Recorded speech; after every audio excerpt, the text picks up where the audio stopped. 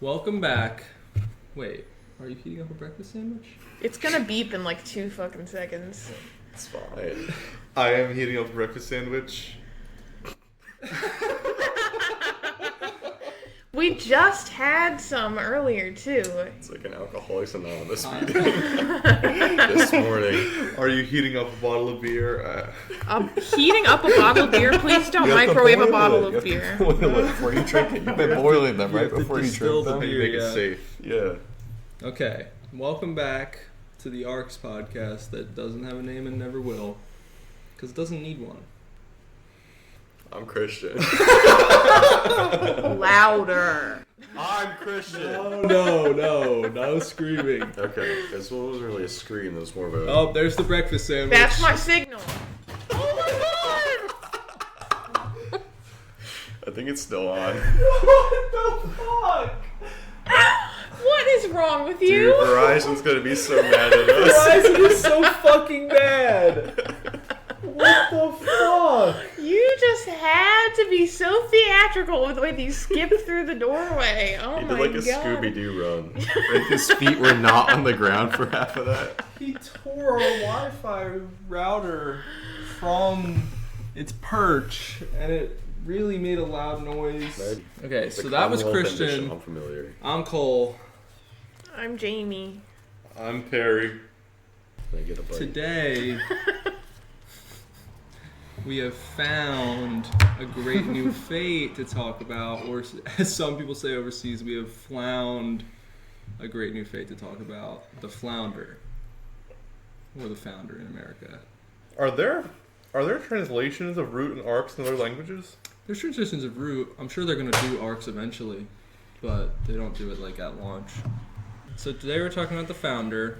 This is a little grill-looking individual who does not like the Empire and really wants to do something else. I didn't get his fate card. Oh no. Oh no. How are we going to read it? I'm Jamie gets to professional. read the fate card because she really likes it. Founder. Build a new order founded on mutual respect and collective action. Yeah. Jamie, for those of you who don't know, likes to say that it's all about respect. I'm big on respect, which is respectable, I would say. Now, what is it? We're not entirely sure. But it is all about respect in this house. Your path to power as the founder in Act 1 is to fulfill your ambitions and control systems as an outlaw. Act 2, lead the Commonwealth and spread free cities across the map. And Act 3, protect the free cities from control by the Empire and players outside of the Commonwealth. Complexity rating? 2 2. out of 3. What's everyone's experience with the founder? Never before we played start? Harry's never played it. I played the founder once in a game just for Act 1. I played the founder in my first campaign, and I stuck with it all the way through Act 3. I played it in my second or third campaign and pivoted to the Gate Wraith, even though I think I was successful in Act 2. So your first objective is to inspire confidence in the cause. While you're an outlaw, you advance 3 objective points for each ambition you win. And you also must defy the Empire's grip. At the end of a chapter, if you're an outlaw, advance 1 for each system you control. You might be wondering, how do you become an outlaw so quickly if you have to call a summit and call the summit yourself and leave the Empire? That's a lot of work to get done. Well, thankfully, the founder has a nice little tool here that they can use. Parade fleets. When you declare an ambition, you may place 2 fresh ships at a free city. Then, if you are a regent, you may become an outlaw. Convenient. I think this card's pretty good, actually. I might even go as far as say it is the 3rd best card that any fate starts with. Wow, really? Yeah. You think so? Yeah. Are there only 3 cards in the list right now? There are 3 cards in the top 3. Those being Deal Makers, Merchant League, and then of course Parade Fleet's the 3rd best card that any fate starts with. Or is there a top 4? What would be the 4th best card? It's contested. The Steward has a second card that it starts with, doesn't it? Yeah. That one sucks. I think it's actually really good. It's So- pretty good. You can It tax is? any empire-controlled city as though they're loyal. Do not take captives. This is Yeah, still but this is Imperial still Authority good is the though. name. Very good for the founder. Because as an outlaw, you need to be building up them ships if you're going to do some resisting. If you're going to be the first one to break rank, it's quite good. I also just like when cards are in the game that grant you bonuses for declaring ambitions, because I feel like the first few rounds would be slower paced and not a lot of people declare. Yeah. Remember that you can use like Populous Demands and Galactic Bards, etc. to trigger parade fleets. You don't have to declare with your lead card, so it has a bit of extra utility there. So as far as Act 1, this is the only fate that pretty much has to become an outlaw, which is cool, but it also can be tricky if everyone else is staying in the Empire. So what do you guys think we can do? Well, I think part of the thing that's difficult with being an outlaw in a popular empire is the restriction on movement. So I think you can get over to the other side of the board where the Blight is early. That would be good. Especially because you have a lot of ships you can place. So you can, like, fight the Blight in a few different places and build up a relatively well-defended spot over there. Yeah, I think even if you could, before you become an outlaw, bring the Imperial ships that you start with over there to fight the Blight, kill them while fighting the Blight with self-hits, or once you become an outlaw, just pick them off. But it helps protect you from the Blight initially, which is one of the problems of being an outlaw, is not having those Imperial ships to defend you from the Blight when crises happen. Mm-hmm. So that's pretty good. Your starting starport's probably going to be left vulnerable if you do that, but if you set up using my setup guidelines, you can hopefully use parade fleets to defend that starport. Your setup guidelines. Setup guidelines go as follows. If Oh you're my setting gosh. up in a pair of clusters that have 9 building slots, which are some of them, there's going to be a free city. You want the free city because you're the founder, because you get to place ships at it. So you probably want to set up a starport in a double slot planet with a free city. If there is a weapon planet with a double system or a double building slot, you're probably going to be able to get the free city to spawn there because nobody really wants it except the Admiral. Founder does also like weapons, as I think we're going to discuss in a bit, but I do think the Founder really likes the weapons because they have to be fighting the Empire early and often in order to discourage people from continuing to build up the Empire. Yeah. Also, I think putting a loyal city on a fuel planet will be good. Gives you Tycoon synergy with your parade fleets, and also gives you more chances to expand into clusters where the Empire can't easily harass you. Now, fuel and weapons are the two resources that the Admiral also explicitly wants. So if you pick Founder and you see that someone else has picked Admiral, you have to pick one of those to prioritize between the two of them. You're probably not going to get both. I don't know. It's kind of a toss-up because fuel's obviously better for ambitions. Weapon is better for fighting the Empire. I do think it's probably weapon if you're fighting the Admiral, because the Admiral, we'll get to this in the matchup section, gets objective progress directly from fighting you because you're an outlaw. So if you're giving them access to weapons with the Imperial ships, that's just asking for trouble. No, you take the fuel first, and then you go somewhere where you can get weapons afterwards, and you can both have weapons. You'll have to deal with his attacks too, but fuel is going to be better because you need to get over to the other side of the board. Could take too long. Just fight the Admiral right away. Kill his ass. Oh my gosh, you can't just kill his ass. If you have the weapons, you can. He'll come right back with a vengeance, no less. How will he come right back? But anything. He'll do anything else. What does that mean? He can you play- have parade fleets. You can come back faster than the Admiral. Sure you can. All the more reason to prioritize fuel if he tries to beat you up. I don't think it actually matters that much. Also, 2 of the 4 cards in the game allow you to move. So if you just want to move somewhere, you'll need fuel to do that. Battling, of course, only found on 1 of the 4 cards. And then weapons allows you to battle with any of your cards. Mm-hmm. Obviously, fuel and weapons is much better because it allows you to move into a system and then battle with any of your cards, but we're talking about a scenario where you probably can't have both.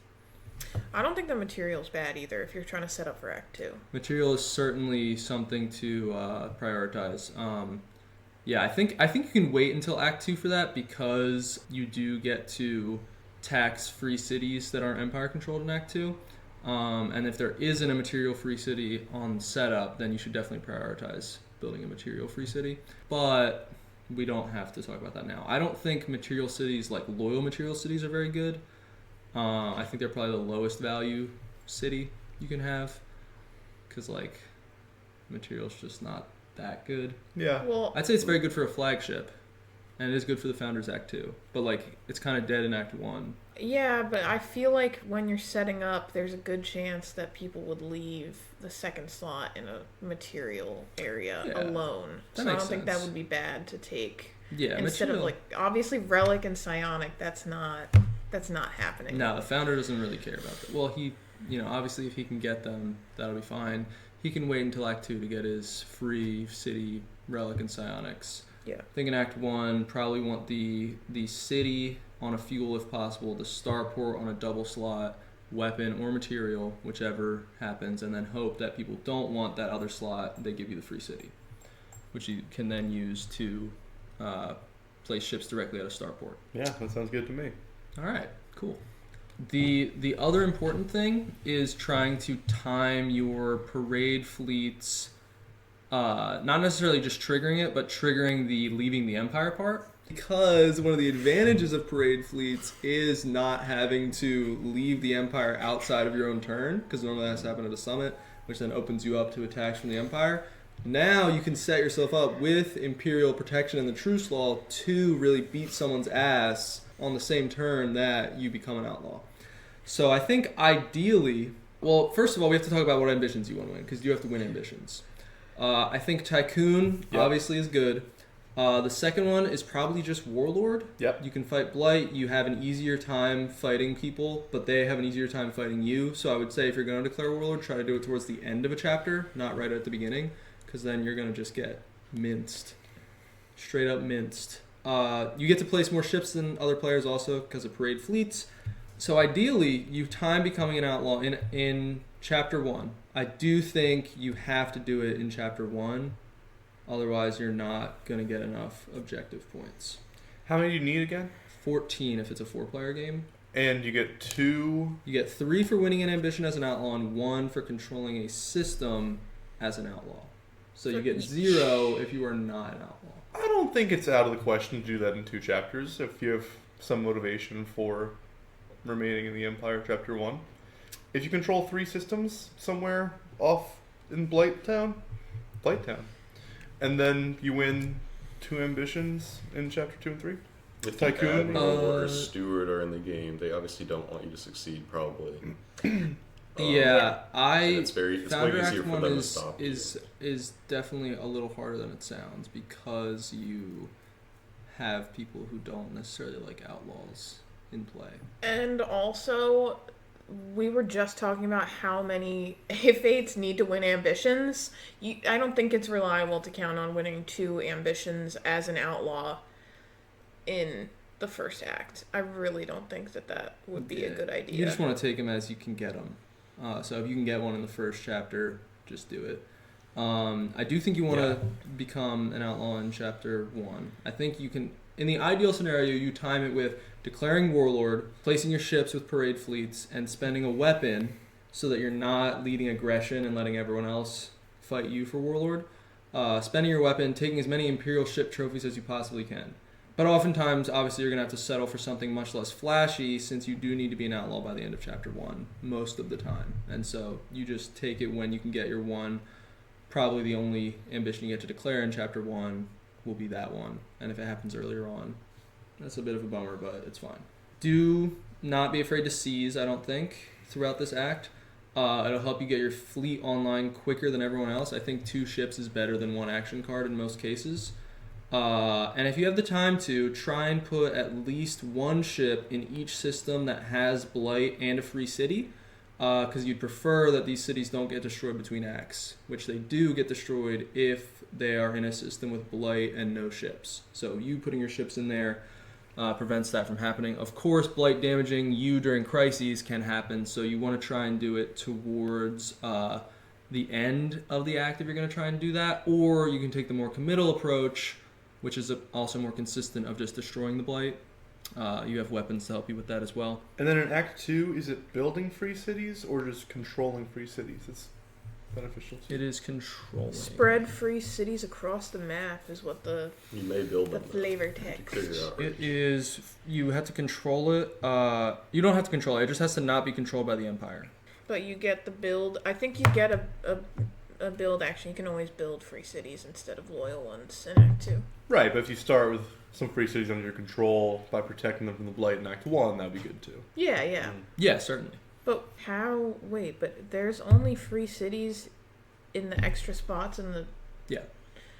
in the beginning. Don't you roll the event die, and if it's like hexagons, you put a free city in each Yeah. hexagon? So there will be 4 free cities outside of the starting 2 clusters, 1 in each, at the rolled symbol that you roll during setup. So there's 4 potentially cities. You're probably only going to be able to save like 2 of them, but it's So still, that's better good. Than, They still get- better than none. They get destroyed by Blade at the end of the act. End of the If there's act. no ship. If there are no ships in Got the it. system. Okay. Yeah. I guess also on that note then, I didn't write this in notable cards, but Blight Looms would be a notable card if you can just clear the Blight out of a cluster that you're not super present in, like move into the gate, secure Blight Looms, and then you've protected another free city that way. Helps with Warlord too. Yeah. And then the last like general strategy note I would say is to try and end the act with the least power. What? Why? Because in Act 2, only the player with the least power may call the armistice. That's right. Oh. In Act 3, the founder may do it as well. But in Act 2, you have to have the least power to call it. So you're going to have a much more consistent Act 2 if you have the least points. So try and declare, if you're declaring ambitions that you're trying to win, which you should, try and do it with the lower numbers so you get fewer points. Points in Act 1 basically don't mean anything anyway because of all the halving.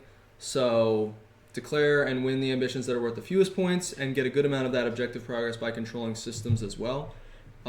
2 ambitions, 1 in a 4-player game means you need 8 objective progress from controlling systems across 3 chapters. That seems pretty reasonable. I think you can get by just winning 2 ambitions. Yeah. Notable cards. What do you think? For Act 1? For the Act 1 founder. With your first strike strategy, if you're going to do that, if you can get a weapon card from the court, pretty good because you can always discard it. People also don't like them because they don't count towards ambition progress, and a lot of them kind of suck. So, Yeah. Besides the discarding for 3 ships part. Yeah. I believe the only one that you can discard for 3 ships in Act 1 is Skirmishers because Arms Union doesn't have that effect. I don't think. Oh, right. Is There's Arms only 2 Union of in the them. base Yes. deck? Arms Okay. Union and Construction Union are the base ones. The Galactic founder Bards. adds the other ones. Galactic Bards is never in Act 1, right? No. No. Okay. So Populous Demand is definitely notable because it triggers parade fleets. You're always talking about Is- populist demands. It's like, What about You declare an ambition with it. if which you're is- going to spend your action securing populist demands, just seize. is Song of Freedom in there? Yes. Yeah, That could be good. Extra free city on the map. for Absolutely. sure. I would go as far as to say just put a bunch of influence on it and never secure it and just let the crisis go off over and over and over again. Fuck You're you, gonna player really one. piss probably the steward off. Yeah, that's great, dude. Because the steward, with deal makers, they can't secure the card that you have a bunch of agents on. Well, they can secure it for you, I guess, if they use deal makers. But then great. But don't then have you to can spend use the it. zeros. You can use it to replace another one of their cities if you control it, or someone else's. But yeah, you're making them waste action. So with the steward, it's actually a little less consistent. But otherwise, you can just put a bunch of agents on it and let the crisis go and go and go, and screw those other guys, man. Get your free cities out. Especially if you're trying to end up in last, yeah. Yeah. Gatekeepers, I would say controlling the gates is going to be very important for you because fresh Imperial ships in gates really suck because you can't move through them. Yeah. Also helps with destroying blight in the gates, which is good. Yep. So that'll be good, collecting those extra dice in the gates. I forgot, we need to read the cards now because it's in audio. Some of the podcast is audio only, some of the audience. So Populous Demands, when you secure it, it lets you declare an ambition. Song of Freedom, when you secure it, lets you replace a city you control with a free city in order to seize the initiative. But the crisis effect, the reason Cole is saying you just plant units on it and then don't actually secure it, is that the player in first has to replace one of their cities with a free city. Yeah, when crises are called. Gatekeepers is that fuel guild card that allows you to either discard it to place a ship in each gate, or collect 2 extra dice when battling at a gate, so that's going to be very nice for you. Either way that you use it. Yeah, I was Yeah. gonna say both things are very good. Yeah. And if you're trying to win Tycoon, you can hold on to that for a while. Yeah, in combination with your Parade Fleets card, which is also barrel suited, that'll set you nicely. Yeah.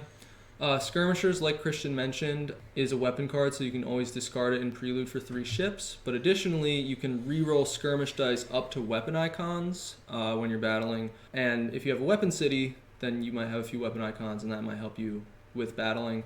But if it doesn't prove useful, just toss it and get those 3 ships. Lattice Spies, if it shows up in Chapter 1, you can discard it in Prelude to Seize Initiative. This is great for setting up a really good Empire leaving declaration if you can get it right away. Yeah. If it doesn't show up until later, it's still good for declaring, just really not as notable. But if it shows up early, I would definitely try and get it. And then as far as lore goes, there are a few that I think are pretty good for the Founder. First is Gate Stations, which Jamie used in her game as the Founder. That's right. Allows you to build cities in gates, and it counts as all the types as cities on planets in its system. Which, of course, when you build free cities in Act 2, as we'll discuss, it gives you more spots to build free cities. For the same reason, Cloud Cities, I would say, is good, giving you an extra slot to build free cities on those planets. Repair Drones is just a nice one for battling. It lets you repair 1 ship after a battle. I think that's all it does. Let me just pull up the exact wording on that. It's both offensive and defensive battles, right? After you battle as the attacker, repair 1 loyal attacking ship. So yeah, that's good because you're going to be battling a lot. You don't want to wear down your fleet too much. Additionally, other people are going to probably be battling you more than other players because you're an outlaw and you're a more easy warlord target. So that can help you not get your fleet worn down as much. And then the one that I really like, this is like a really niche call out because I don't think it's super good in many other situations, is Survival Overrides. This card allows you to replace a move action with Martyr, which says destroy 1 fresh loyal ship on the map to destroy 1 ship that is not loyal in its system, taking it as a trophy, and your loyal ship does not become a trophy. So what this allows you to do is just, if there's 1 Imperial ship in the system preventing you from controlling it, take a move action and it's gone. And now you control the system, most likely. That is good. Really good for trading with Imperial ships because they have a much harder time getting rebuilt than you have rebuilding your own ships. Hear me out. I think that the Founder really enjoy having sprinter drives. I was gonna say, obviously it's good for everybody, but if you're really trying to get across the map to another free city, very good. But Sure, everyone. Yeah. Everyone would enjoy having sprinter drives, I think. The It's a very two, good lore card. the 2 that came to mind were having the extra building slot and having a slot in the gates, though. Yeah. Gate ports, too, I think isn't bad because then I think having the gate controlled by your starport disincentivizes people coming over there. Yeah. Gate ports lets you build starports in gates, and when other people move through... Christian just tried to kill a bug. You want the swatter? No, I think I don't know where he went. When other people move into the gate, they have to give you a captive, to be clear. Even if they do it with an Imperial ship. And you're a regent, Sure, but you're I not will going to be a smite regent. him the next time I see him. I don't know where That's he went. interesting because I feel like Founder would not do very well on Tyrant. Like, I mean, No. obviously that's a very specific Yeah, card. I think you're just but- talking about it more as a deterrent Yeah. than anything. I mean, the Founder can... Never mind. Can't- I was going to can't say... do anything. Yeah, no. Because I was going to say, when you're in the Empire, you can't tax other regions if there's an Empire ship there. You also cannot tax regions as an outlaw if there's an Empire ship there, because you'll Yep. never rule it. Yeah. Okay, so matchups for Act 1. I think there are 3 notable ones. What do you think? Steward and Admiral, Yeah. want them to fail. Those are definitely the most notable. Notable. Who else is in it? We can talk about the Steward and Admiral first. The Steward, they just pump out those Imperial ships during edicts. Incredibly annoying. That's a fly. No, that's a Yeah, fly. that's a fly. Christian. That I one's know. way louder. That's no moth. Yeah, get that swatter. It's over there. Where the fuck are they coming from? There's just I- like a ton of bugs outside in the grass. I don't know if you've seen this. Set the grass The on fire. door was getting open a lot yesterday because We were they were grilling. grilling. So like, Grilling. What'd you guys grill? makes sense. Burgers? yeah. Nice. I ate some. They were so good. They were really good yesterday. The charcoal was not hot enough, so we really had to slow cook them. I think that's why they were so good. Yeah, they were amazing. Really, Very they were smoky. good, yeah. So the steward pumps out They fucking disappear on the floor. Imperial ships during edicts, which is incredibly annoying, as we covered. I would say you want steward to fail more than everyone else, but everyone else still wants steward to fail. So just appeal to them about the power of deal makers and try to get them to help you fail the steward. If you're able to call a summit, I would say just do it and petition the council to help facilitate the steward losing the first regency. And also fight Imperial ships from the jump so they don't become overwhelming by the end of the act. Yeah. Now, petitioning the council, that might also just give the steward more ships if they're like on top of it. But It might. It depends on the turn order, really. Like, if Yeah. the steward goes right after you, probably not. You might want to ask someone else to petition the council. Yeah. But if you can convince someone else to, whoever's leading, to put some agents on it, that makes the steward's life really difficult. Or someone has like a relic and a psionic, Yeah, of course. before the steward goes. The admiral is the big bad one. You really, really, really, really want the admiral to fail, even more than the steward, because the admiral makes objective progress in both Acts 1 and 2 by hunting down outlaw trophies. In Act 2, they can't even hunt down blight trophies anymore. They're going to be even more focused on you. If you pivot, remember, and admiral succeeds, you're still going to be an outlaw. So they're still going to hunt you down, and you need to make the admiral fail pretty much at all costs. Yes. Thankfully, the admiral already has a difficult Act 1 without anyone working against them, though this kind of does get balanced out by the fact that they can get trophies from you now. So I think that timing when you leave the Empire is particularly important in this matchup, and you just want to use it to blast the shit out of the admiral. Have a weapon on deck when triggering parade fleets and aim to destroy an admiral's starport on the turn that you become an outlaw. If you can raid them in the process, great. Damage them as much as you possibly can before they get a chance to strike back. The admiral losing a starport reduces the amount of objective progress that they can make with Imperial foundries, and also doubly cripples their ability to fight back against you. Admiral? More like Badmiral. Yeah. I actually think they're pretty good, but I'm very curious about the admiral. I'm excited to play him one day. I like playing the Admiral. He seems fun. I like him, Yeah. even though he seems aggressive, which is not my thing. Today's Founder Day, though. It is Sorry, Founder Day. sorry. Respect. It's all about respect Yeah. today. This podcast actually makes me more excited to play all of the Fates. Yeah, Because I the agree game with is that. fun Yeah. and good. Christians they're forgetting disagreeing. the believer. I was No. actually I'll just never be about. excited to play, I was just ever. about to bring up the believer. I am a believer. Y- I'm not even leaving it in. For anyone wondering, Perry did the same thing he did in the first episode. This is probably going to be an episodic type of commitment from him. I am going to cut out the audio entirely this time, though, so you don't hear it at all. You're the only one laughing. Have you noticed? Cut him out. Cut And him out of the podcast. now I'm laughing because I just did it again, and he's gonna have to cut this out too. Anyways, I'm not laughing because I'm, thinking through some certain alternatives to consider after the podcast stops recording. Because we're thinking about respect here. Three of the Yeah, four people yeah, here are three of us thinking about focused on respect. on Founder you're not Day. being very mindful, dude. Yeah. Oh man, that was good stuff. So throughout the rest of the act, you're going to want to try and keep up the pressure on the Empire by picking off their ships whenever possible, even more so than normal. Weapons are critical in this matchup, and the Admiral wants them too, so prioritize getting access to them as quickly as possible, as we already discussed. And then finally, the Caretaker, he wants to trigger the crises to wake up those golems, and he has an extra way to do that. That is going to trigger all the blight where you are hanging out, so be extra vigilant about destroying that blight in your system, since it will be attacking more than it usually does.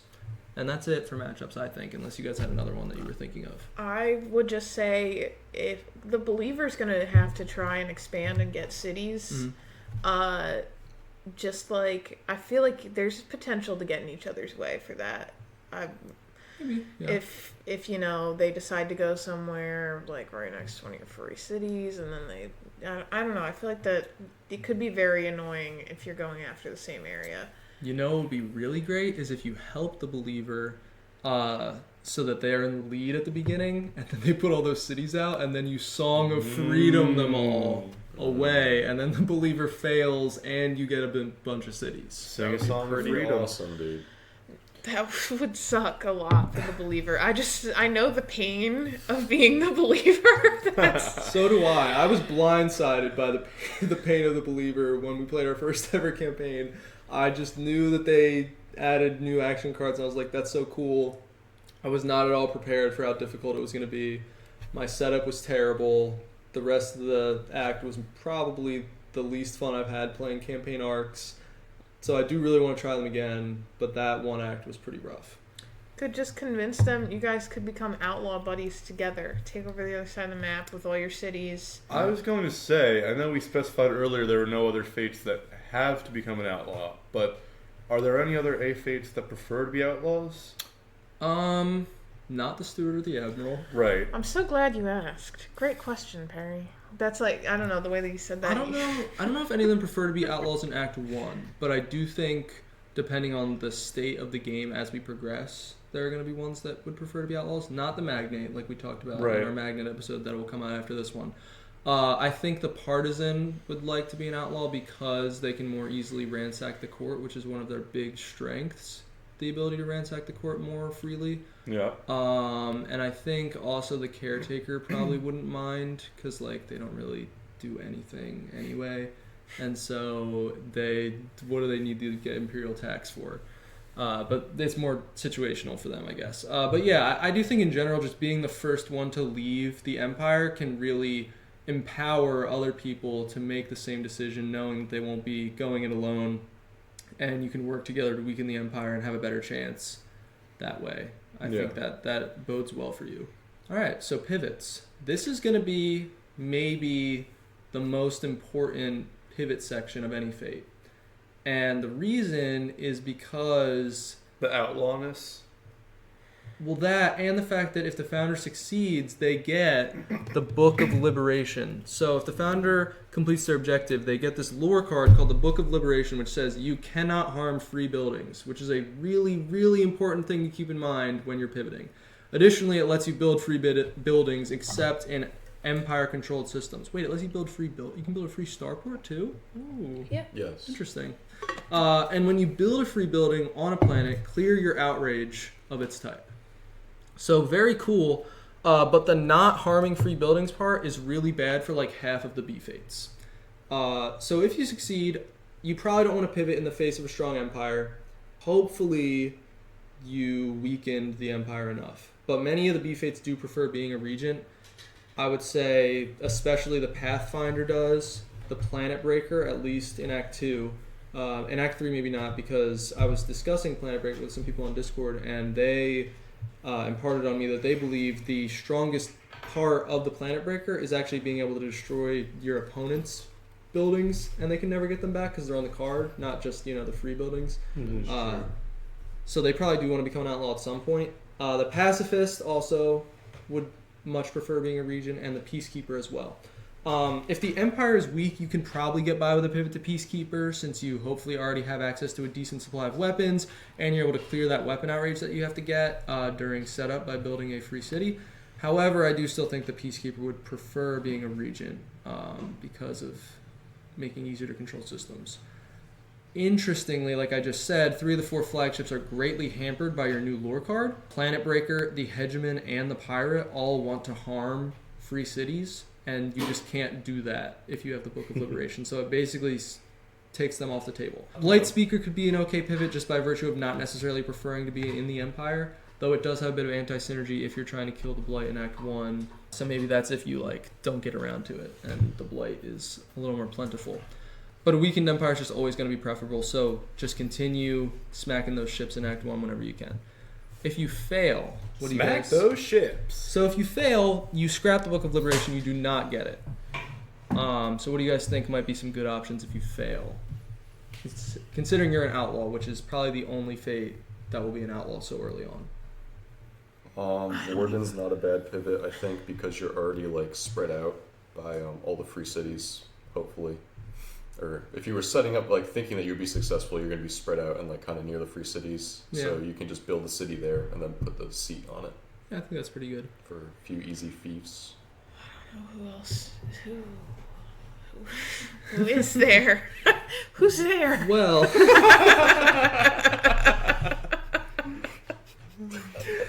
So the pirate is there, and he loves all the free cities that you just put down and protected because they're great targets for you to raid. Right, because we just scrapped the Book of Liberation. We failed. And you get weapons and you get fuel already. You have access to that. Great for the pirate. Just move around, raid those free cities, stash those resources in your horde.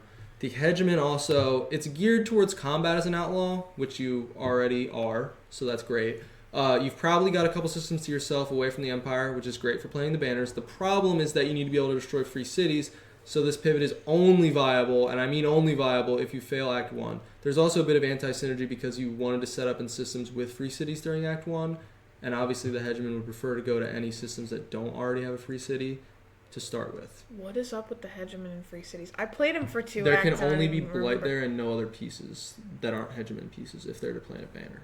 No rival, no Imperial, no free pieces. I see. Yeah. And then finally the Planet Breaker. Just because the Planet Breaker prefers being a regent doesn't mean that they have to be. Like I just said, destroying planets with rival buildings on them is a lot more damaging than only destroying the free buildings. Parade Fleets additionally combines great with destroying planets since you can place the ships at a free city before destroying that same planet, which you need to control in order to actually go through with destroying it. So you get to buff up your fleet a little bit in that same action if you declare an ambition that turn. In conclusion, if you fail, be a flagship B-Fate that is not the Pathfinder. Or the Warden. Flagship? Well, Warden's not a flagship. Oh, you're saying, I thought you were saying not No, the Warden. No. Or pivot to the Warden, okay. like Christian said. Yeah. So, if you think you're going to want to pivot, you should probably try to fail so you have more options. That is exactly what I did in my Founder game. I had one objective progress left, and I moved all my ships so that I only controlled one system. Now, we'll move on to Act 2. We add a couple things in the intermission. One of them is the Book of Liberation. But to the court deck, we add 3 copies of this Political Intrigue Vox card, which says, when secured, take 1 favor from each rival and discard this card. In Crisis, each player gives favors as follows. If the chevron symbol was rolled, give 1 to your left. If the hexagon was rolled, give 1 to your right. If the moon was rolled, give 1 to both your left and right, and then bury this card. This is a cool card because it gives you a way to get favors without being in the Empire, because usually the first regent is the one with the reliable access to favors. Obviously, you can make deals in summits that involve favor, but I find those to be kind of rare because favor is such a strong resource to have. So it's neat. I don't really think there's much to build around there, though. It's just nice to know that it's going to be there. I will say, you said that, was it Feastbringer was one of the best Vox cards art? Feast Day. Feast Day. Feastbringer is a leader. I like this one, though. He looks like a funny pot. Yeah. He looks like He looks like he's golfing. he's namasteing at you. Oh. Just From kidding. his- He does not look like he's From his pie. He golfing. does not look like he's golfing I at thought all. that this was his arm. I think he was putting his hands together like this at his side. He's plotting, right? That's the idea? I think so. Why does he only have one leg, though, now? Where'd the other one go? Act 1 was rough on it. Oh no. And now we can move to Act 2. Start with between 12 and 16 power. Notably, this one, the 16 is if there's 4 players, the 12 is if there's only 2. When the Commonwealth wins the Commonwealth Ambition, you advance 2 for each member of the Commonwealth. This is explained more on the Commonwealth Ambition card. At the end of a chapter, you advance 1 for each free city on the map that is not controlled by the Empire, and there's reminder text, the Empire controls a system with just 1 fresh Imperial ship. Right. So you get the founder of the Commonwealth title card, Jamie, as the first founder of the Commonwealth, the true founder, The if you original. will, Founder Prime. You must call me FP. Okay. Okay, so you tuck this under your fate card.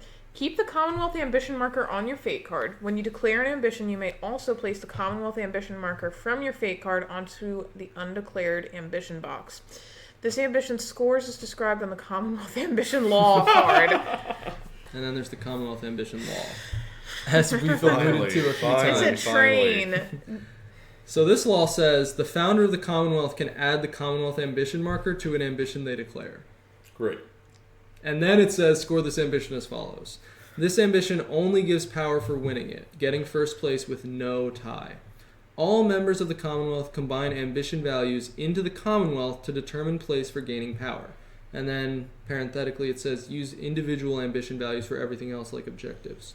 If the Commonwealth wins, evenly divide the total power of first and second place among members. Ignore bonus city power and power remainders. If a non-member wins, they gain double the total power of first and second place, which is a lot of points. Oh, yeah. This is what they call the hokey pokey of Act 2 as the founder. Why do they call it that? That's what it's all about.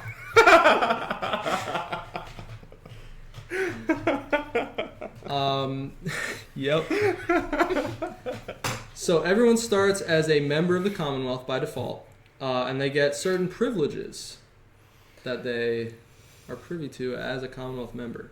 Yeah, so when you're in the Commonwealth, you can take actions with free buildings that are not controlled by the Empire, like they are loyal, and pieces built in this way are always fresh. And then there's the Armistice, which we'll talk about more there, but during edicts, the member with the least power can stop members of the Commonwealth from harming each other or free cities.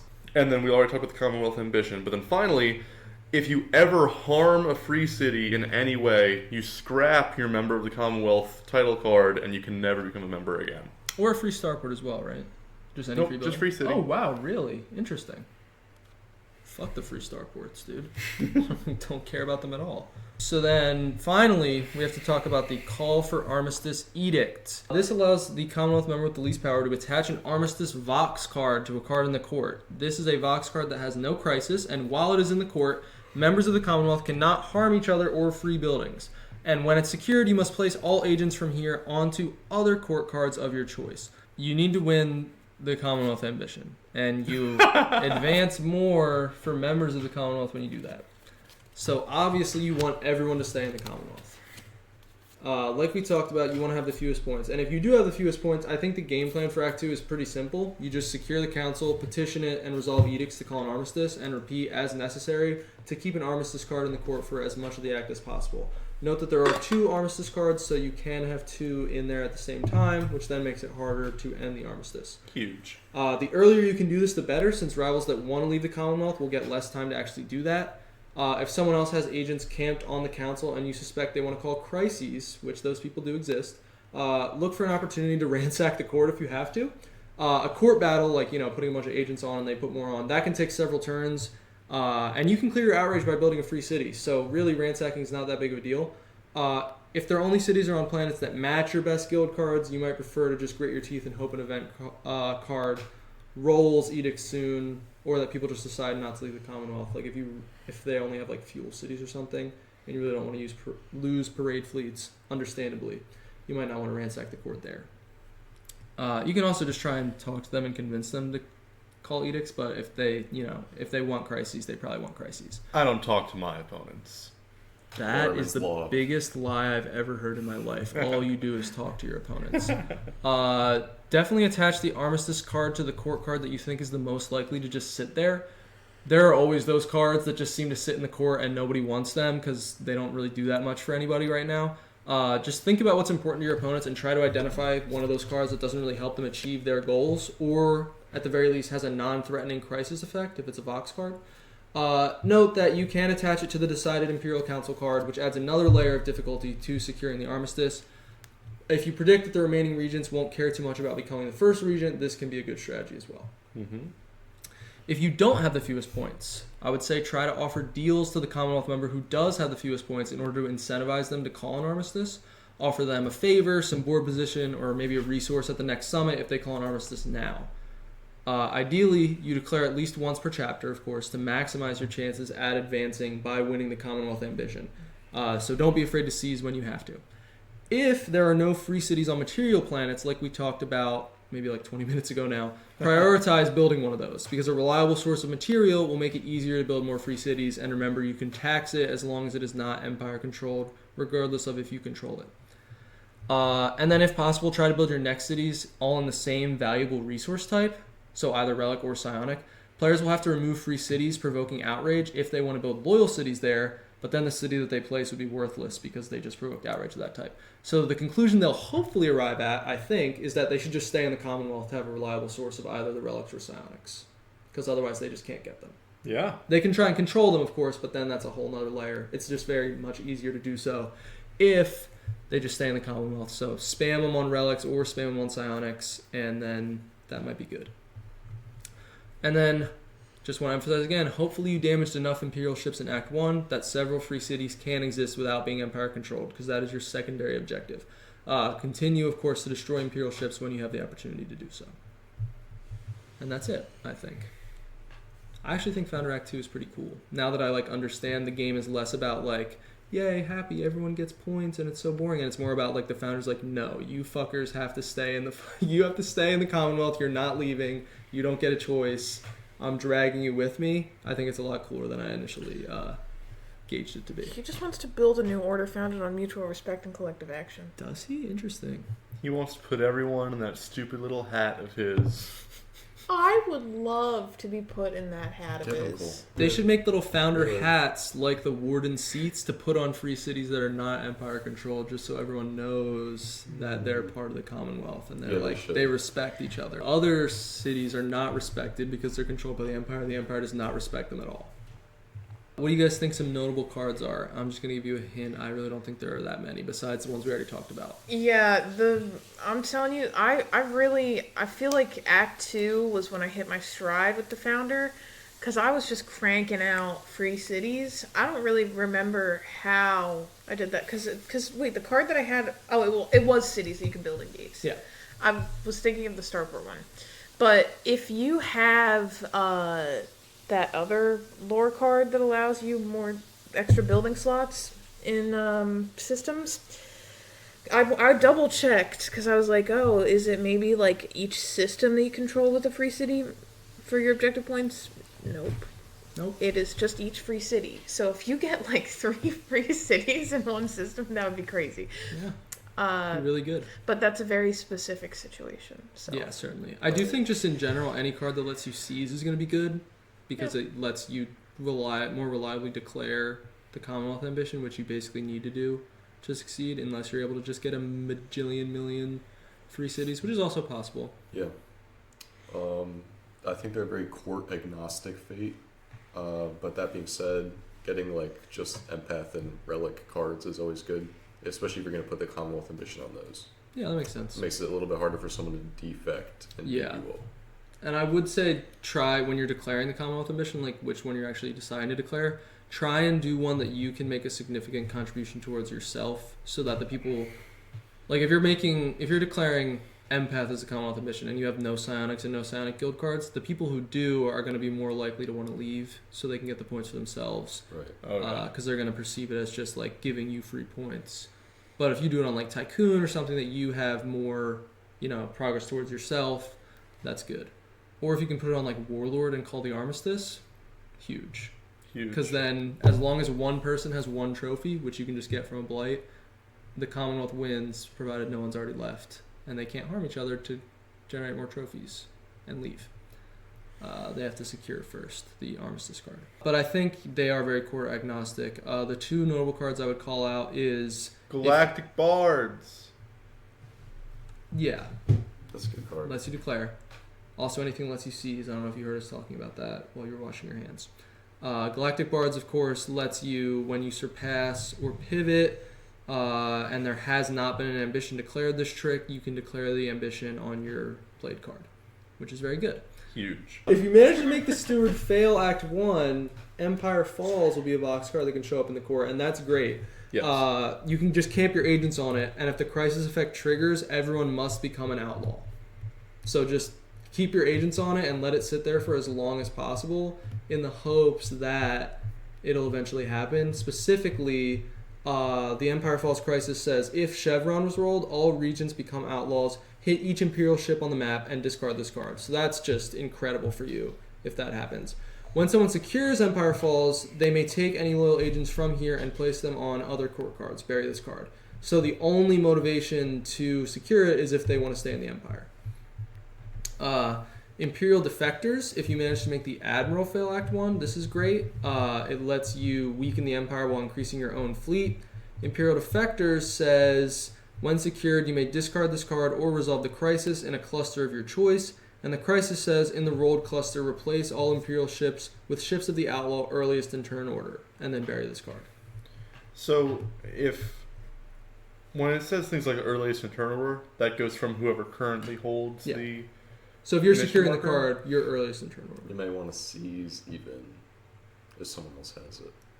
Potentially. Because If then you'll another be holding out... the If marker. if you're fourth, like you're the last person to go this turn, Yeah. and you secure it, then it would go to the first outlaw before you. But if you seize and then secure it, then you would hold the initiative marker, and that goes to you. I believe so, yes. Okay. Turn order. It's Yeah. not a well-written card, I will say. Earliest in turn order. Wow. Or does it They mean missed from... on this one. See, I Okay. kind of thought it meant from whoever's turn it was, not from the initiative marker. Like, if the crisis happens, obviously it's from the initiative marker. It's not on someone's turn. Well, unless the caretaker did crises or something. But if you secured it, it's your turn, so the turn order starts from you, I think. All right, let's talk about some notable Act 2 matchups. Anyone got any ideas here? I'm familiar. Shut the fuck up.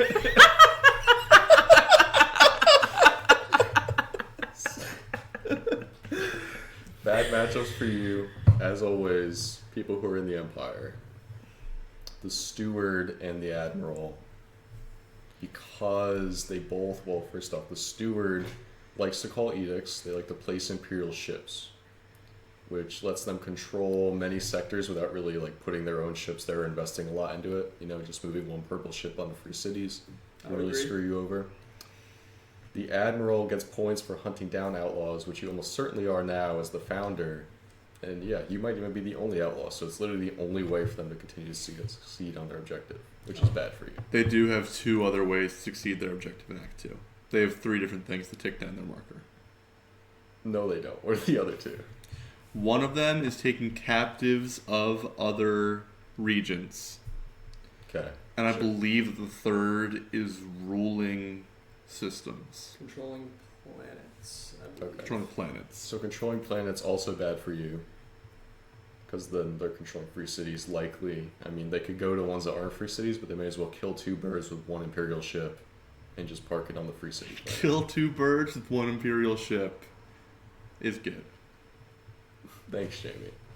Anyways,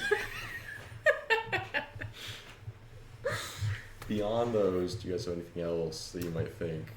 I was actually thinking that the Planet Breaker might be one to watch out for because you put the free cities and they want to destroy them. You might be familiar with They this. break planets. I've heard. Yes. Additionally, And actually, you might not know that it's actually not genocide when they do that. one could say that. Because all the people on those planets are enemy combatants. We've hashed out the details here. It's not genocide. that. what the Planet and now Breaker we're does. discussing it again. So don't feel bad about playing the Planet Breaker. That's what it comes down to. If you take one thing from this episode, it's to not feel bad about playing as the Planet Breaker because it is not genocide. The Planet Breaker is a modern hero.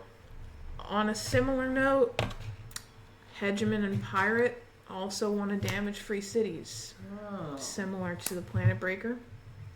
So look out for those. I'm looking out for them. Anything else? Any other? The pirate in specific wants to raid the free cities to add to his big pirate horde. That's true. Which necessarily, when you raid cities, you end up damaging them. For About that, half the time, I believe. yeah, if you But- look at the dice, it's about half the time. That being said, he might not destroy them. Regardless, he has to leave. He has to leave the Commonwealth to do this, Yeah. because you can't harm free cities if there's an armistice, and once you harm them, you leave the Commonwealth. And you don't want them to leave the Commonwealth. Right. You want everybody to be in Commonwealth, especially important for Act 3, I believe. Yes. Especially important for every part of the Commonwealth. Yeah, actually, it's really important that they never leave the Commonwealth, because they also can't get back in, so it's like a one-way street thing. Yeah. Additionally, when the pirate damages your free cities, be aware that you can repair them and you should do so, or they'll be destroyed between acts. An important note comes into play with the partisan. Because partisan seizing involves invoking outrage, provoking outrage, not Evoking outrage. evoking outrage. As the founder with Book of Liberation, you can clear your outrage much more easily than any other players who have to deal with partisan seizing, which would be everyone else. And holding the initiative is really good. Gotta love the initiative. You might be familiar with that. And we like the partisan. I love If you're the founder. Wait, I have never played the partisan before. Cole Johnson, have played the partisan quite a No, bit, you're actually. not. Probably my favorite. Oh, sorry, I'm Harry. Anyways. All right, let's talk about the Admiral. We haven't talked about the Admiral yet, have we? That was all steward talk before. I talked about the Oh, if you're only listening to the podcast and not watching it, you might be really confused. We have all switched seats and are now speaking as other people because the phone that we were using to record the episode, the storage filled up in the middle of Act 2, and so it stopped recording. And we didn't really want, well, some of us didn't really want to record it again because it would be boring. So Jamie suggested that we now take up the role of another person and do their part of the podcast for the second time through to make it more interesting. And Christian really liked that, and so now we're doing it. Christian It's up to loved it. you to determine who is who. Makes me want to eat more cheesecake. We've already given you a lot of clues. After this, we're definitely eating some cheesecake. When you If saw you'll allow me to Cheesecake. have more. We're cheesecaking after this. So wait, did we talk about the Admiral yet? Yeah, I we did. He has to hunt you down if you're the outlaw. Okay. Another important matchup, Believer. The Believer and the Peacekeeper are both can be an issue in terms of keeping your weapons and your ability to battle. The founder only has 3 limbs. That's why the political intrigue card only has 1 leg. They're all legs and they're all arms. He's using 2 of them as legs in this picture and using 1 to hold his spatula. No way. Yeah, dude, where's his 4th limb? Yeah, Show it to way. me. Behind his back. Nope, doesn't have it. That's Liar. crazy. He's a tripod grill. If the believer sets the doctrine to wisdom, cuts off your access to battling. So you need your weapons for that. If the Peacekeeper is in the game, they're going to try and take your weapons. So Why does that actually matter? Don't we want an armistice called the whole time anyway? Yeah, but you can't always have the armistice called. And then when it's not called, you use the weapons to fight the Imperial ships. Because you can't... If you don't have the lowest power, you might remember from Act 1, you may be familiar with the fact that only the lowest power Commonwealth member may call the armistice during Act 2. Yeah. I just have an important note here. Be more frugal when spending weapons since the Peacekeeper world tried to slurp up any of the whole weapons. I'm noting it down. The slurp note, please. Mark it down. You wrote that? Be prepared Yeah, I wrote for that. slips. Because Yeah. when we did it before, I Yeah, went, I'm sure Cole did write that. oh gosh. Sounds like something he would write. I think that's all for matchups. Yeah, Let's- to expand on the believer, well, never mind. I think that if someone had, the young light and the ability to change the doctrine and they didn't want to change it to zeal, you might want to raid them for it. Or to kidnap the young light. I think you should never raid the believer for the young light because that would be mean. Well, there's also the Vox card that lets you plot to kidnap the young light. as Also well, I believe. forbidden. I think that's pretty good, I would say. And I hate the believer, so I love this. Believer probably the...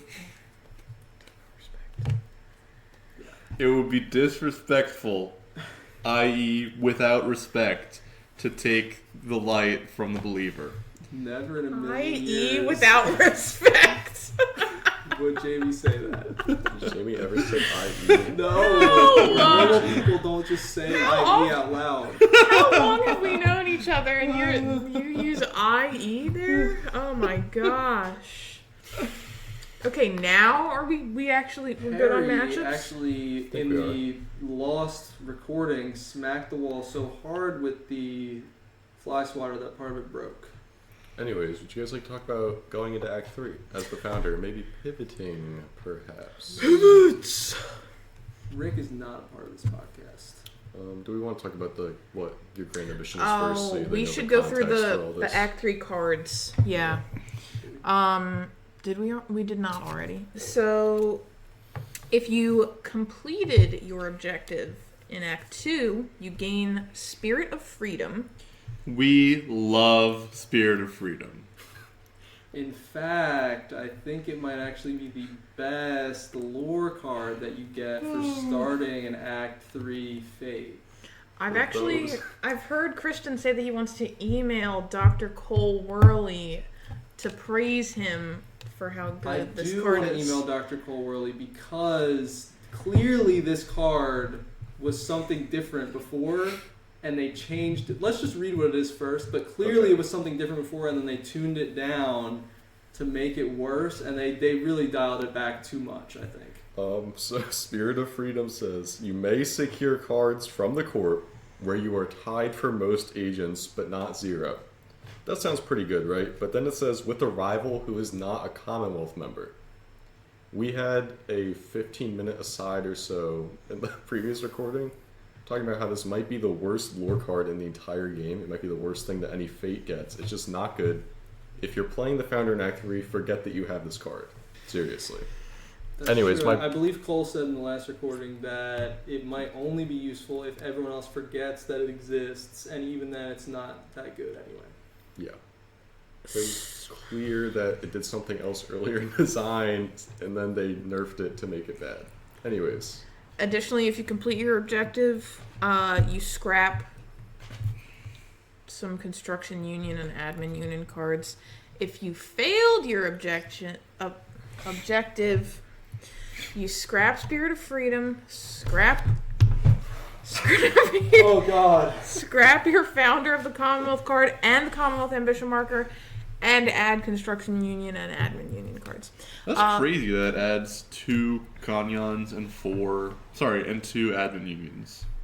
Yeah. There's so many. Makes sense. Well, the workers of the free cities, you mistreated them and they rise up, in protest. And I hate unions. Agreed. 27. You're Okay. a teacher. Actually, I think the teachers do hate the union. Most other unions, I think people generally like being in them.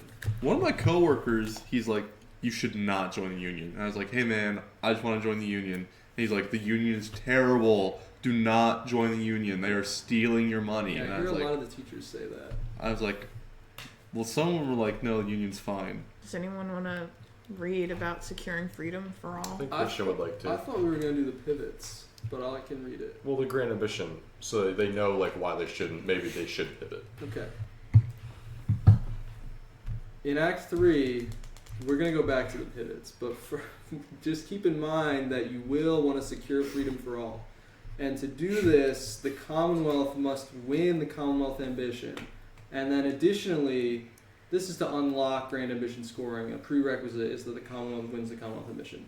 Then 3 free cities are neither controlled by the Empire nor a player who is not a Commonwealth member, or 7 free cities are neither controlled by the Empire nor a player who is not a Commonwealth member. I guess it's not really an or for this one specifically. It is an and, because you can't control 7 without 3. That would be quite the feat. My apologies for skipping over the pivots. Should we talk about those first? Seems like a really difficult job that you have. I would say I do it with grace, though. I would agree with that.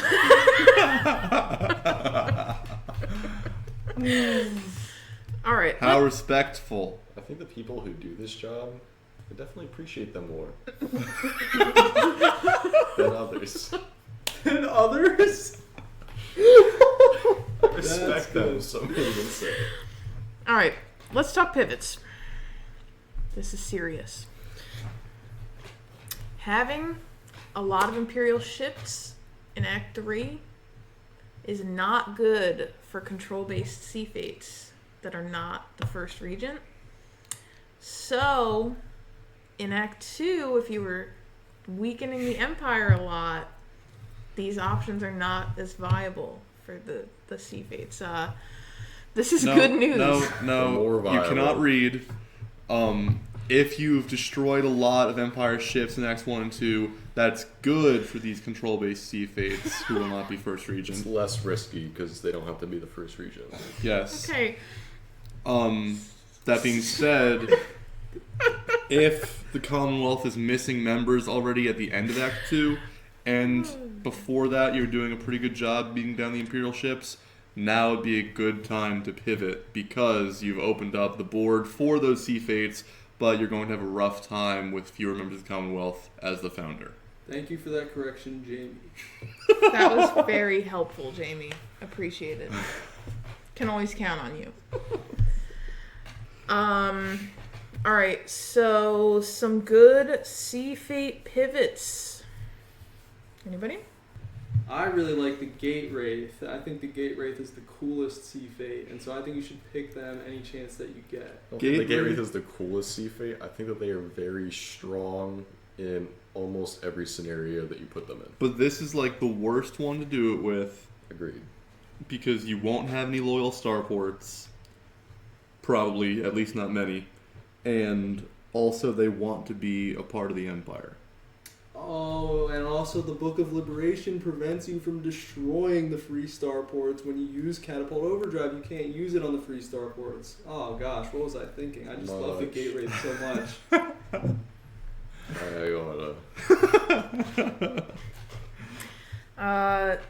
One to talk about is the survivalist, because you've probably built up a lot of access to material to build free cities, but now you can use that to make bunkers. That doesn't seem like a very good reason to be the survivalist, just having more build actions. The build actions are super. When I play survivalists, you need cubes. The build If you're action always is on only that's cubes, like- you cannot pivot it's to only them. on one of the 4 cards. You can just not draw any construction. Yeah. You might be familiar with these hands where you don't draw certain cards. I, as someone who smoked everyone with the survivalist, in my own wasn't even words, close. Wasn't even close. I smoked everyone with the survivalist. Having cubes was critical for that, I would say. And by that I mean material resources. Yeah, to be clear. Also, we got to talk about captive release with the survivalist. And Which what does captive release mean? captive release? I got it, Jamie. There's an edict that the survivalist adds to the rules booklet that when edicts are called, if opponents control your bunkers and you have any of their captives, they can demand that you give back those captives. If you refuse, I think you have to outrage the resource type that bunker is on. Yes. So if the bunker's on, cube planet, you have to outrage your cubes. They can do that for each bunker they control, I believe. Yes, but they must control it. And then notably, this is important, this is mitigated by being the founder because the Book of Liberation allows you to so effortlessly clear your outrage. It's the easiest way to clear outrage in the game, I'm pretty sure. You just have to build, a free city on that planet type. Yep. I would agree. I'd say the easiest way to clear outrage is pivoting off the partisan. Very specific. He's actually referring to, at the end of Act 1, when you scrap the partisan seizing card, and it says, scrap this and clear all your outrage if you're not the partisan. I'm familiar. You have a 1 in 8 chance. Well, I don't know what the odds are on drawing the partisan. It is technically easier to do, but you can do it much less frequently. You might be familiar, and you might have to play a whole act without outrage. Much less frequently. You than can do it once, whereas every time you build a city, you can do it, which is like 1,000,000 times. only when you're the founder in Act. I'm talking about in the game, buddy. Let's talk about the Redeemer.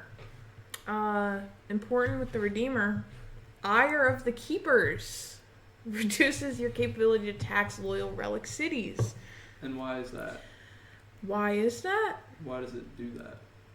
Like, what does it do? That's kind of rude of you. Christian. You didn't clarify. I'm just wondering because I Why haven't played is with the that? Redeemer myself. I haven't played with the Redeemer, so I was just wondering. Well, the Ire of the Redeemers does that in order to make it harder for you to tax relic cities because you want to hold on to the relics and then destroy But them. what about it? Hold You on. can't hold tax. on. You can't tax That's your the loyal fucking relic text on the cities, card, buddy. but it's a good pivot because you can still tax the free cities. No, you can tax your. I believe. I've only heard whispers of this. I've heard that you can still tax them under certain conditions. If you control them. You can bypass that because, as a member of the Commonwealth, you may tax free cities regardless. Even if they're not loyal, Yeah. Well, you can tax. Well, free they cities count by as definition loyal, cannot be loyal. but you can tax them like they are loyal. Yes. Yes. Wow. You can also clear outreach for relics by building a free relic city Wonderful. with Book of Liberation. Book of Very Liberation. important. Very important. Similarly, we got to talk about the Guardian, Ire of the Tycoons.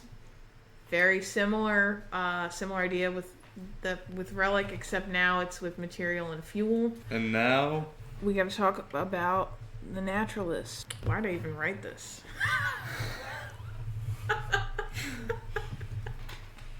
I actually find that Cole's split personality in this episode is quite damaging to the listeners. It might confuse them a bit, and it would help if he could get his shit together. So the Naturalist is also a control-based sea fate where you must control systems with fresh blight. If you've already damaged the Empire a lot, as the founder likes to do, this is good for you because it means that the first regent, or whoever it is, can't just like sit purple ships on all the fresh blight and stop you. I would agree, Perry. To be clear, I messed up earlier, and we're now talking about Act 3 setup for the Founder. Let's talk about the cards that they get. Which we already read about. No, we didn't. We read about? No. Freedom No, Fighters. we read about the Freedom. lore. Sorry, we only read Which Freedom I'm gonna Freedom. go egg Dr. Worley's house over, I believe is what We are I egging said his the house, last to be time we clear. recorded this. Dr. Worley, if you're out there, you All have to right. look out. Someone tell me about Mass Call for Armistice right now. Are Gun to we your allowed to head. read the card? Mass Call I'm for saying, Armistice I'm holding is, it out for you. is just like the old Call for Armistice, except now the Founder can do it whenever. Well, it's whoever has the lowest power may do it, and then the founder may also do it whenever edicts are called. Oh, so you could have two armistices added in the same edict. Armistice, yes. Armistice, yep. Armistices. Yes. That's correct. This is good for you.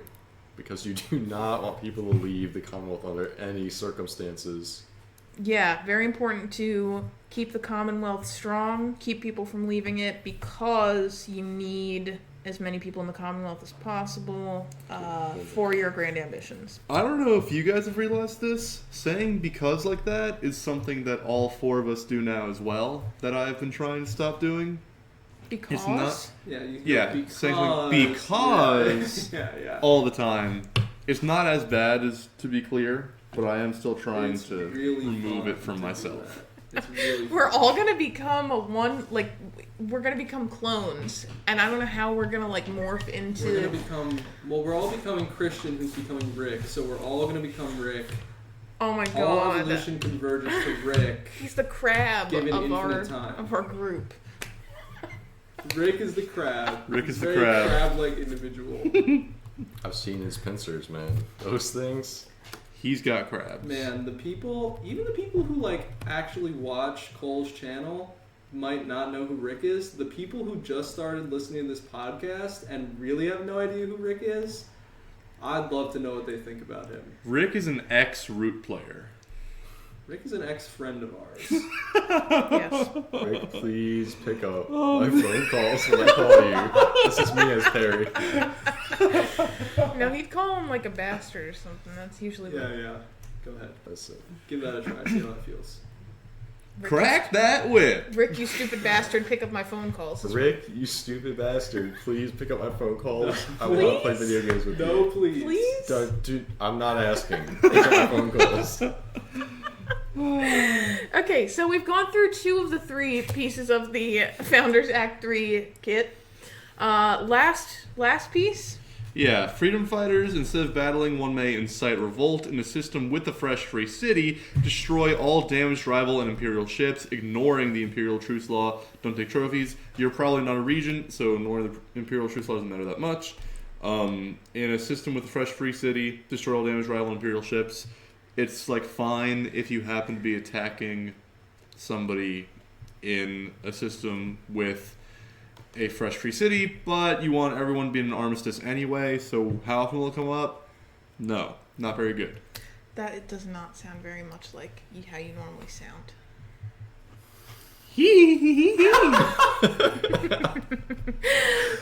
Yeah, I would say that freedom fighters, very good if you cannot get armistice into play. It helps ease the pain that I feel as someone whose second favorite A fate is a founder.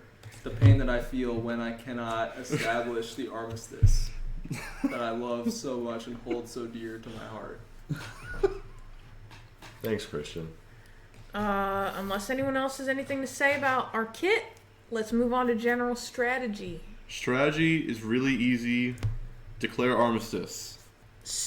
So, what I have always said is that unless there is a runaway leader in the Commonwealth who needs to be dealt with, you pretty much want to call an armistice every time you can, which is a lot easier with mass call for armistice as the founder. I feel like I've never heard you say that before now. And if there is... I always say that. Me? I always say that. This is hellish. If there is a runaway leader in the armistice, then maybe you consider pivoting to one of those fates we mentioned earlier. The council is pretty important because you want to call edicts in order to call armistice. Call for an armistice. But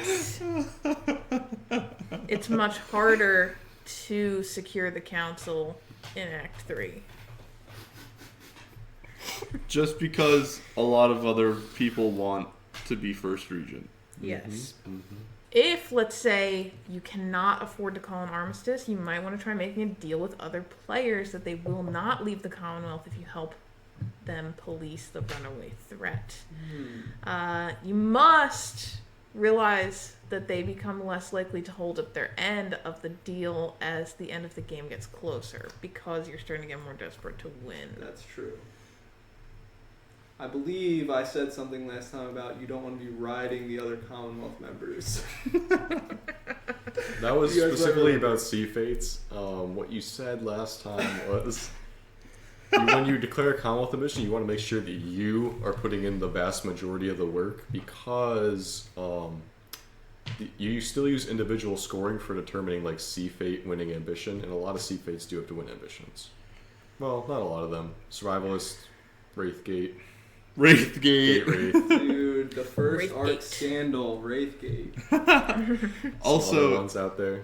other A or B fates that are still in the game, if you declare a Commonwealth ambition that you're not secure on and they could drop the Commonwealth and win it, they will absolutely take that because it's so many points. Yeah, so definitely make sure you don't ride them and do it yourself. No riding. No Absolutely bouncing. not. Nothing. No bouncing! So as it was before, you want to keep building free cities and kicking those Imperial ships off the map when you can. If there are rivals outside of the Commonwealth, you need to pick the Commonwealth ambition very carefully. Additionally, you cannot score any grand ambition points if the Commonwealth does not win the Commonwealth ambition. So that is really, really very, very important. I would agree. Okay. That was a weird time to use the word additionally. I love the word additionally. Notable cards? I have never seen a notable card for Act 3 as founder. I've poured over them for hours. Nothing's really changed in terms of notable cards. I still think anything, it's the same as before. Cards that let you seize, you might agree, are helpful for you. You might agree? You would Seizing. agree cards for seizing are good. Seizing, declaring, Galactic Bards. still very good, yes. Pretty good. I mean, that's good for every single fate, though, so I wouldn't say it's especially good for the founder. Well, you get the, parade fleets Right, trigger. right. If you're the one to declare. And Like you we also already put the talked about Commonwealth in Act marker. 2.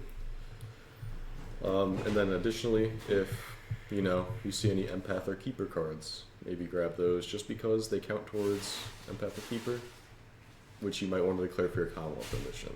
Usually Tycoon, though, I think. Tycoon would be better, usually. Well, I Tycoon might think- be easier I for think people to win Tycoon's easier to generally. break rank and get. I think Tycoon is good if you because you already start with parade fleet, so you have a little bit of progress towards it, and then you're kind of speccing into it with the material that you're gaining, Yeah. and of course you're already wanted to have Sounds like already Tycoon's wanted to have the good. fuel as well. I would say. What I would be wary of though is I forget what the world those cards are called. The ones that let you discard them to gain Shipping fuel. interest. And mining and interest. mining Mining interest. If it comes up in the court and someone grabs it and Tycoon's the Commonwealth ambition and they win off of that, you're cooked There we go. We found 2 notable cards.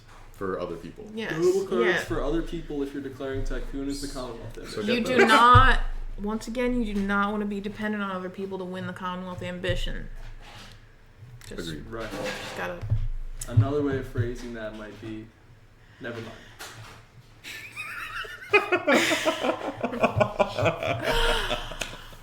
All right, let us get to matchups. All right, first thing that comes to mind, definitely the Admiral. You guys are picking up what I'm putting down here. I don't think that the Admiral would come to mind first, necessarily. It's not as bad as it was before, because now he's bad for other regions. It might help convince people to leave the Empire since they can no longer use, per martial law, they can no longer use the Empire ships anyways, so what's the point? I believe that's why Cole noted down the Admiral in the first place. Yeah, I think Exactly that's what I was true. saying. Yes, precisely. I picked it up. Yes, precisely. Yeah, bro. I don't think you sound Sorry, I like had something in my throat this whole time. It was a French person. that.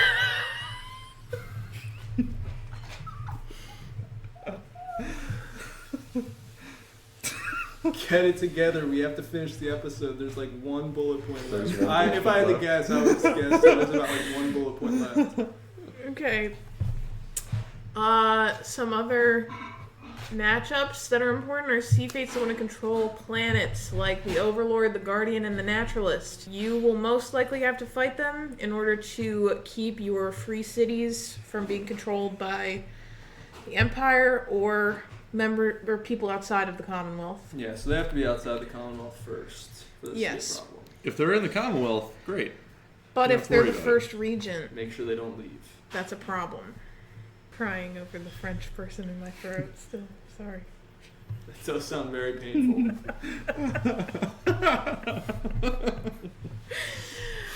Anything else? That's about all, I think.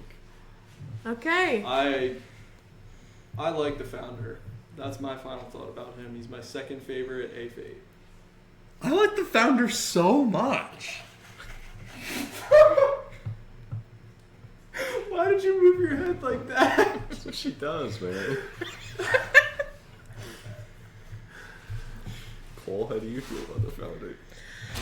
The Founder? Well, I hardly know her. I've only played him for Act 1 once, like I mentioned before. But now, after reading about him and doing all this prep that came from the heart, I want to play him again. To be clear, the prep did not come from the heart. He wrote it down extensively on a big document with many pages. That is not true. Straight from in here. It's only like 6 pages. That's many. And It's 6 Only pages like of 6 the pages? heart. Alright, you do the next one. I, Perry, Perry. have never played the Founder, I think. Yeah, what do you think about him? I don't have an opinion on him. I'll reserve seems that wrong. until I play him. That does seem wrong. All He said Perry he does looked is have forward opinions. to- All you do is have He opinions. said So he just couldn't wait until he popped up on this. Oh, pick right, maybe like the sorry. most inflammatory remark you can make. I fucking love the Founder. That's what I he did. have never played the Founder. Despite that, he's my favorite fate in the entire game. I cannot wait until I draw him in my opening hand. That's You're what always I like. talking about how much you love that card, the freedom, spirit of freedom. Sometimes You just come out in the living room and you're like, man, I think the Just thinking about Spirit the of Spirit of Freedom endgame, very powerful. The first time Perry heard about the Spirit of Freedom, he was like, holy shit, can you guys believe they made such a powerful lore card? I have to get to Founder Act 3 because I play all the 8 fates in order all the way through Act 3. Except for the when I play Caretaker. the Caretaker. I need to play Spirit of Freedom right now. It's like basically the only reason anyone would pick the Founder. It's so good. now that we have concluded our final thoughts, we will do what we always do here at our sacred channel. Really, my sacred channel. Holy channel. We put our hands in the middle. We go 1, 2, 3, and then we all say a word that reminds us of the fate that we have just discussed. If we Right. repeat a word, Amongst ourselves. We go again. we must retry, cannot say the word that we said last time. Now, I believe for this episode specifically, there is a banned word list, and that list contains freedom, respect, Prosperity. rusty, and lusty. We You cannot hate- say any of those words. 'Cause We mark my words. We have banned freedom, Are you guys ready to do it? prosperity. All of those are banned here. we don't have those. Okay. Oh my gosh, I got a full. All right. Ready? 1, 2, 3. Read. Hat. What? Hot? Hat. What did you say? Retake. Oh. That's a good one. I'll allow that because I want the episode to be over. But what that was does yours? not relate to the fate. Parade. Hot Hat Parade. That's the title of the video. Yep. Alright, Not sounds good. episode How do we 3. end these? Hat. Goodbye. Perfect.